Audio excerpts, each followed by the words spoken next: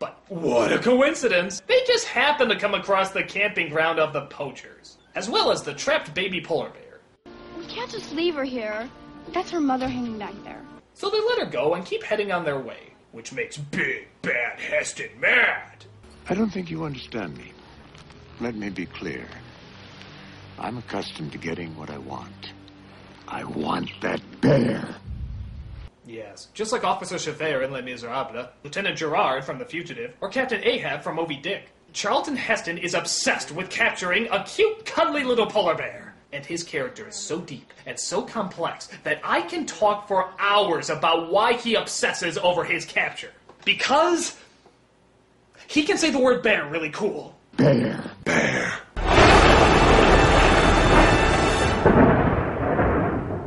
But the bear seems to be following the kids, and disappointingly is not out to eat them. But then Heston comes along, and the bear, for being a little baby, really seems to know how to stand still and be quiet when the villains are around. My grandma. What big teeth you got. Your dog? A bear bit it. A bear. Bear. Right before my dad shot him. Dad shot a bear for biting his pan? For interrupting his dinner. So while they don't necessarily believe the kid's story, they also don't believe that they're stealing the bear for themselves either. So they decide to leave them alone.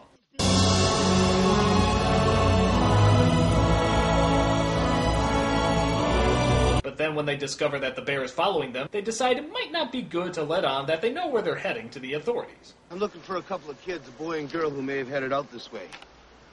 Have you seen them? They were brought up on MTV and video games. They know nothing of the real world. They can't conceive of the true brutality of nature. So is that a no or what? He didn't even answer his question. Does he have to describe everything he sees with a poetic edge? He'd be great for selling products on TV, wouldn't he? With the color the same of a golden sunrise, Golden Crisp gives you that satisfying taste that only God's good, pure earth can give you. Plus, it's represented by a bear. Meanwhile, the two kids continue to travel up the mountain. Oh, please tell me this results in another spinning shout with a choir thrown in for no reason.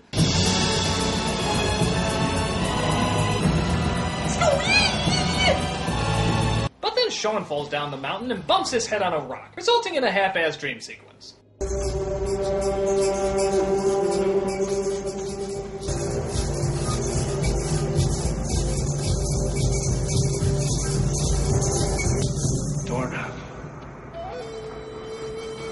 So it turns out the bear is his turnak, which makes no sense, seeing how Jessie is more trained in the ways of staying alive in the wilderness, so clearly she should be given the cool pet spiritual guide, but whatever. I thought she was gonna... What? Take a bite out of me? It's not a she anyhow. It's a he. Trust me. I got a very good look. The only thing more dangerous than hunting bears is hunting... bear balls. Yeah, I don't know exactly where the good look at bear ball scene was, but I'm glad I missed it. So while the dad, I'm sure, is becoming a permanent part of the Alaska tour. And to your right is a rotting corpse. The kids go rowing through the rapids again because, we haven't seen that yet. And Sean ends up almost drowning. But, amazing coincidence number 2, they come across the store owner and his son. And it turns out the owner is actually cool with them risking their lives like morons. I can't go back. You kids have no appreciation for this country. That's why they need to go. In my father's time, a young man had to hunt a bear with only a spear in his hand, and so take on a bear's power. Die trying. Yeah, it's the die trying part that causes concern. These two are on a spirit journey. They've gone too far. It'd be wrong for us to stop them now. Wow, that spirit journey stuff really seems to let a lot fly with this guy, doesn't it? Dad, I'm off to put feces in the brownie sundae of the teacher I don't like. Well, I don't know if I am... Spirit journey! Oh, okay. Are you finished, Dad? Their spirit journey has come to an end. This is the 90s, old man. Get home first thing in the morning. Again. Don't you just love the realistic father-son talks in this movie? God, you can just feel the connection like they've known each other for years. This is the 90s, old man. I remember the last time I said that to my dad. It really was the last time. But the store owner's grandson decides to help them out anyway because they seem too passionate about their journey. Yeah, if they're so passionate about it, how come they didn't sneak out in the middle of the night while nobody was looking? A white bear over there, staring at you. I'd say he's looking out for you. Some things, son, you can only see by opening your heart. By the way, I find it hard to believe that the father isn't woken up by all this. Huh? What? Cubby, she made it. Snooze. I'd say he's looking out for more food. Sean.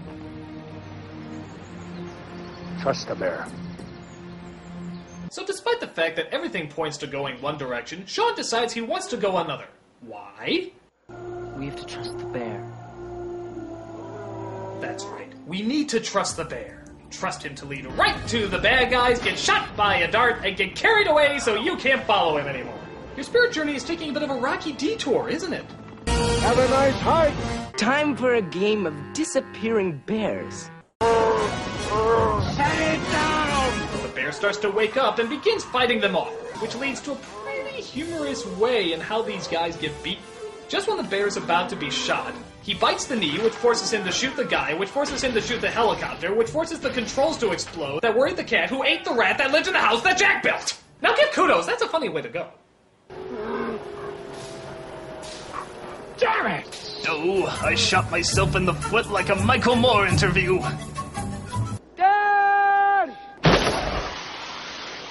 He's alive! So the kids finally find the father and attempt to pull him up. Unfortunately, though, him and Sean are too heavy for Jesse to hold on to. What are they possibly gonna do? I can't!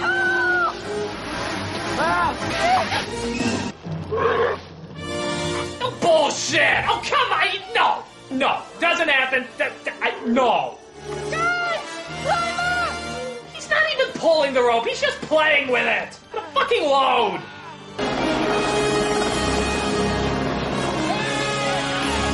You guys ain't gonna believe this. It's them! Jake and the kids! Sean and Jesse found him! They rescued him!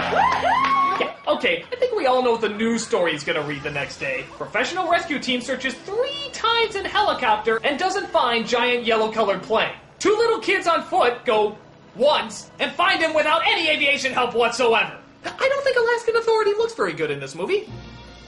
So that's Alaska, and boy, is it a real piece of work.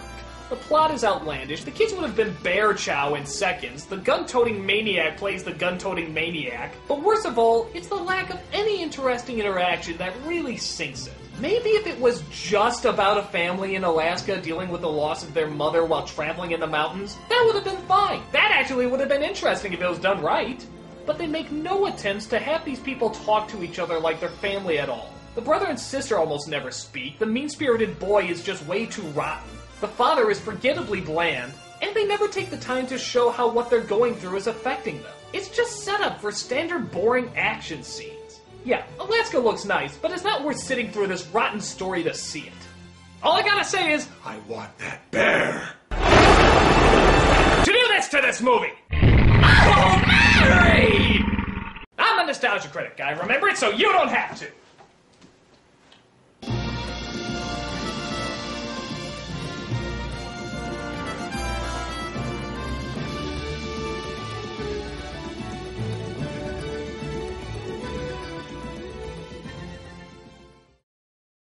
I want that bear.